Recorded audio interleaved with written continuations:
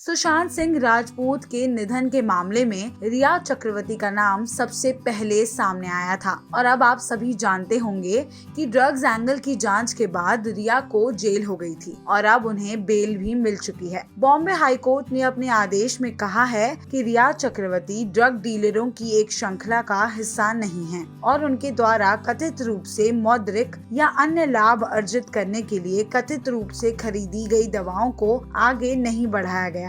High court ने कहा है कि सुशांत सिंह राजपूत के लिए ड्रग्स की खरीद में पैसा खर्च करने के रिया चक्रवर्ती के आरोपों का ये मतलब नहीं कि उनके अवैध ट्रैफिक को फाइनेंस किया गया था। वहीं दूसरी ओर एम्स की रिपोर्ट आने के बाद विकास सिंह ने सीबीआई को लेटर लिखा था और नई फॉरेंसिक टीम बनाने की मांग की थी। उन्होंने अपने लेटर में लिखा था कि सुशांत के परिवार द्वारा फॉरेंसिक रिपोर्ट की कॉपी पाने की कोशिश के बाद भी डॉक्टर सुधीर गुप्ता की ओर से कोई प्रतिक्रिया सामने नहीं आई है। डॉक्टर सुधीर गुप्ता एम्स की उन 6 सदस्यीय जांच टीम के हेड हैं। उन्होंने सीबीआई को सौंपी अपनी रिपोर्ट में कहा था कि उन्हें सुशांत के शरीर पर फांसी के अलावा किसी तरह के चोट के निशान नहीं मिले हैं और न ही उनके शरीर में किसी तरह का जहर या केमिकल पाया गया है। वहीं रिया की मां ने द टाइम्स ऑफ इंडिया के साथ खास बातचीत की है और बताया है कि वो अपनी बेटी को एक फाइटर मानती हैं। उन्होंने कहा है कि मुझे रिया को आघात से बचाने और उनके जीवन को पुनः प्राप्त करने के लिए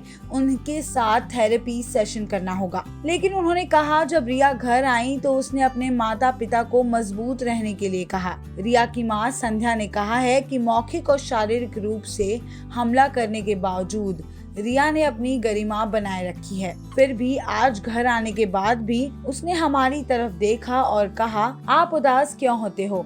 हमें मजबूत बनना है और इससे लड़ना है। संध्या ने आगे कहा कि जब वो जेल से बाहर आई तो राहत की बात लगी। वो अभी भी खत्म नहीं हुई है। मेरा बेटा अभी भी सलाखों के पीछे है और कल क्या लाएगा इसके बारे में मैं सोच कर पागल हुए जा रही हूँ। उन्होंने कहा कि जब मेरे बच्चे जेल में थे तो मैं बिस्तर पर सो नहीं सकती थी, मैं खाना नहीं खा सकती थी और मैं रात को बीच में उठ जाया करती थी। आने वाले दिनों में क्या होने वाला है इसका डर मुझे हमेशा सताए रहता था। हमारे परिवार को सिर्फ एक कोने में नहीं धकेला गया है बल्कि हमें नष्ट करने की कोशिश की गई है। एक पॉइंट पर मैंने सोचा कि मैं इसे समाप्त कर देती हूँ और इसका एकमात्र तरीका ये है कि मैं अपना जीवन समाप्त कर देती हूँ। मैं इस तरह की व्यक्ति नहीं हूँ, आप जानते हैं।